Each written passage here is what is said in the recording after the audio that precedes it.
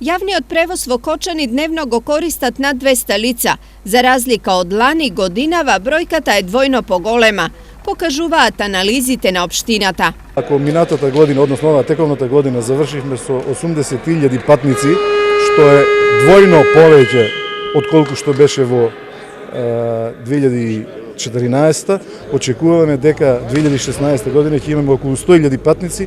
Цената на билетот изнесува 20 денари, од кои 10 плаќаат патниците, а уште 10 финансира општината. Веќе трета година поред ќе продолжиме со субвенционирањето на јавниот превоз со 50% од билетот, од цената на билетот. Буџетот издвојуваме 1 милион денари за субвенционирање на градскиот јавен превоз. Од друга страна, најголемата општина во регионот, Штип, се уште нема воведено градски превоз. Ова за граѓаните од оддалечените населби е проблем, зашто сега се зависни од автомобилите.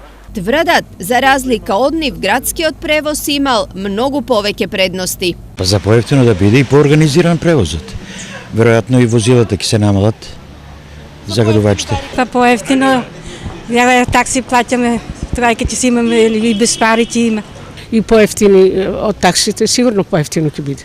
Обиди за воведување на линиски превоз во Штип имаше неколку, но сите тие пропаднаа. Во почетокот дивите таксисти им ги крадеа патниците на легалните превозници, поради што работата пропадна. Сега е ставен ред во такси превозот, но прашање е колку превозниците се заинтересирани за возење низ Штип.